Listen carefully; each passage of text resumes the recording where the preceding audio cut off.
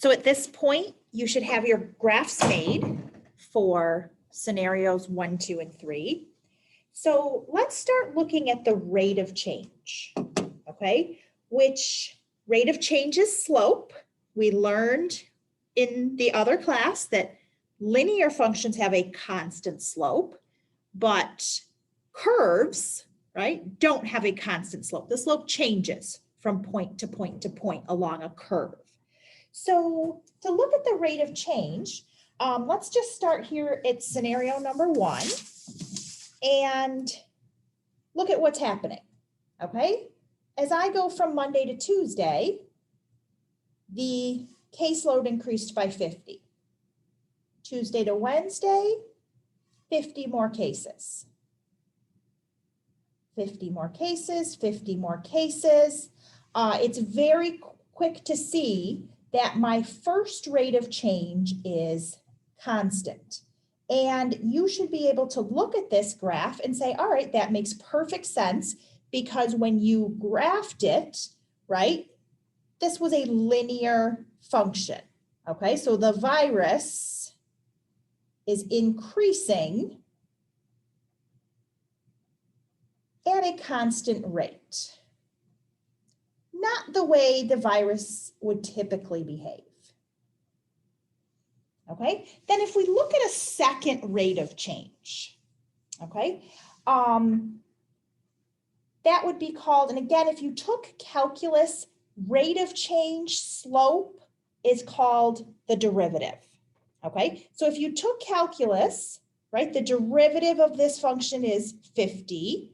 And the second rate of change is known as the second derivative, okay? That might mean something to maybe 1 or 2 of you in the class. So don't panic, I'm not going to ask you to know the word derivative. But if I look at how my change changes, it doesn't. My rate of change is constant, meaning that my second rate of change is 0, okay? We're gonna see something different in the next examples, okay? Scenario 2, where if you looked carefully at that graph, you would have noticed that this graph is in fact concave down, okay?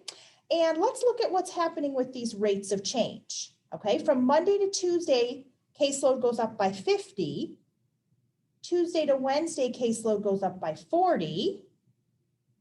Then by 30, then by 20. So the virus is going up, right? Caseloads are increasing, but what happens is that every day of the week, they do go up, but every day of the week, they go up by a little less and a little less and a little less, okay? And that's what, oh, my apologies.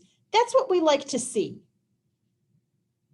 Okay, that's what we want to see, even though, I mean, I guess we'd rather see obviously caseloads going down, but if they're going to go up, if they at least go up by a little less and a little less every day, that's better for us.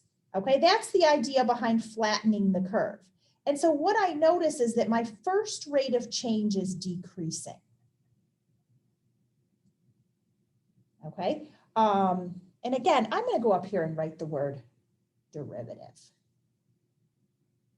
You don't have to know that word though, okay? And then second rate of change, second derivative. Again, don't have to know it. But let's look at the second rate of change. How do I go from 50 to 40, right? I add -10, right? So my second rate of change is negative. My change changes by a negative amount. I don't care. I mean, it doesn't matter that these aren't all the same. I don't care what the amount is, but I want to note the fact that that second change is negative.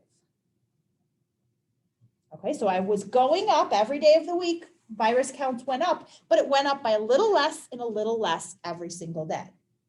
Okay, now doing the same thing over here on scenario 3. Okay, and I hope you noticed that this graph was concave up. I guess I'm a little ahead of myself because it tells you in number 3 to go and determine the shape of each graph. Okay, but here I go up by 50, by 60, by 70, by 80, right? So virus is going up, but the problem is every single day it goes up by more and more, right? That's what I don't like, okay? Don't want that scenario. So my first rate of change is increasing. The slopes are increasing, okay? Because this rate of change, what I'm representing here is representing the slopes at different places along that curve. So the slopes are increasing, okay? Notice my second rate of change, I'm going up. So the rate of change changes by some positive amount, right? Okay, so what I like to see, I mean, I'd rather see the virus go down, but when the virus is increasing, right, I'd much rather see scenario 2 than scenario 3. So what's happening in scenario 3, and I see this where the curve is concave up, okay?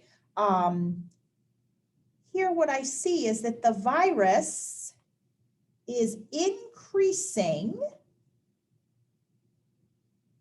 at an increasing rate, right? Because my first rate of change is increasing.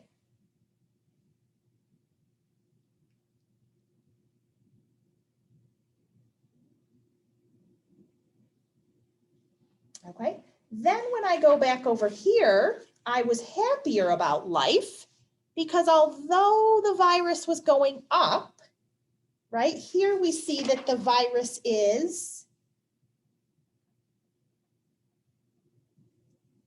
increasing at a decreasing rate because the first rate of change, we see that right here, is decreasing. Okay, so it all depends on, whether we get a curve that's concave up or concave down, that is dependent on whether the rate of change is increasing or decreasing,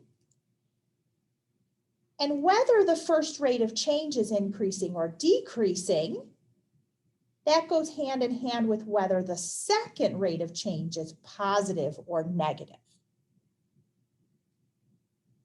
Okay, what I just said in that last sentence was a mouthful. So don't panic. We're focused mostly on the first rate of change. So let's go here and write that in a summary. Okay, so you're supposed to look back at your graphs and verify. Then we're going to go back to the graphs in another minute. But in summary, when a graph is concave up, the rate of change, right, the first rate of change is increasing. And if it's concave down, the first rate of change is decreasing. And we did already talk about this the other day, but the point of which concavity changes, which we're not going to confuse with a turning point, all right, an inflection point looks like this, right? When I go from concave down to concave up, there has to be a specific point, and I'm going to label I, where the concavity changed, okay? And that's called an inflection point.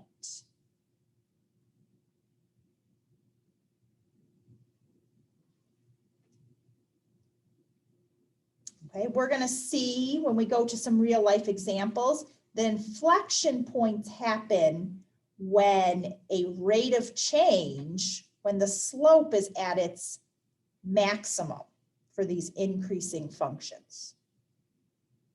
Okay, because if we have a function that's increasing at an increasing rate, it's doing this, and we don't like this, right? The point at which it starts increasing at a decreasing rate, which we're happier about, right? This point, and this is what we're shooting for when we flatten the curve. We're trying to get to an inflection point. All right, right here I'm concave up. Right here I'm concave down. This is the point where I can say I've started to flatten the curve. right? Because it's gone from increasing at an increasing rate, very steep curve, to a flatter curve. And I've changed that right there at an inflection point. Okay, so we did talk in class the other day about tangent lines. That is such an important thing in calculus. And again, I'm not trying to get you to do calculus. I promise I won't get too complicated as far as like mathy stuff. But a tangent line, since curves don't have a constant slope, we measure the slope of a curve by drawing a tangent line. Half of calculus is computing slopes of tangent lines. Okay, and that is such an important thing, that the slope of the tangent line in calculus is called the derivative. Okay, so I'm not going to make you do calculus, but I am going to make you draw lots of tangent lines. So what I want you to do is go back to your graphs, and I'll do one of them with you. You're only going back to your graph for scenario 2 and 3, okay? Because the linear function, if I try to draw tangent lines to that curve, the tangent lines would just be on the line, right? Because it's a linear function. So when we're talking about draw tangents to curves, we are talking about the ones that are not already linear to begin with, okay? So here is scenario number, wait, which one's this? Number 2. Okay, and notice when I started it, I actually drew the curve itself in blue. I highlighted it in blue, and then I got out my pencil and I started drawing tangent lines. Okay, so I think I gave you a few specific days where I want you to put the ruler at that day, right? Draw a point, boldface the point there, put a ruler on that day, and then draw a really long tangent line. Okay, not a little tiny tangent line, but make it like go all the way across your paper. Okay, so just like I did here. Okay, I've got a whole bunch of tangent lines. That's why I highlighted the curve. And then looking at the tangent lines, I can see the steepest and the flattest. Okay, and what I notice about this is where my function is concave down.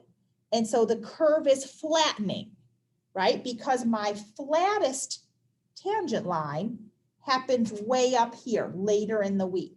Okay, so as the week has gone on, the curve has grown flatter and flatter.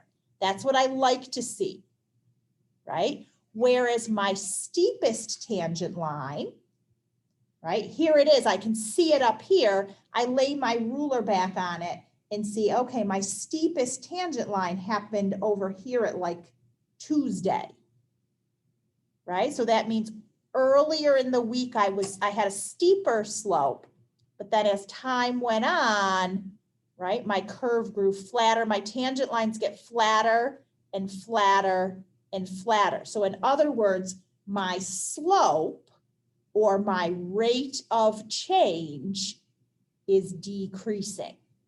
As I move through the week, the curve gets flatter and flatter. So that is consistent with what we just saw over here, right? Where every day I did go up, right? Virus increased, but it increased by a little less and a little less every day. The slope, which is the rate of change, is decreasing for this curve. Okay, so I'm going to encourage you in a minute to pause the video and draw your tangent lines on the other curve, the concave up curve, and see what happens to those tangent lines. Where's the steepest? Where's the flattest on the next curve? Then, while your video is paused, I want you to go to this graph, okay, over here at number 9. I want you to come to this graph and you're going to draw a whole bunch. You're going to like fill up the page with tangent lines. All right, we're focusing on the top curve. So we're ignoring these bottom curves. Okay, this graph represents hospitalization. So we're going to look at where this has the greatest slope or the flattest slope. And we're going to do that by drawing tangent lines. So I want you to literally, between every pair of points, I want you to draw, and again, make it long, right? So it's going to fill up your paper. It's going to get a little messy, right? But I want you to connect basically every pair of points and draw tangent lines, okay? So that again, we can look at where are they the flattest, where are they the steepest. So when you come back, I want you to have something marked up, right? Looking like this, a whole bunch of tangent lines, okay? And then we're going to be identifying the flattest and the steepest, okay? So let's stop the video, draw your tangent lines, and then come back for the next part.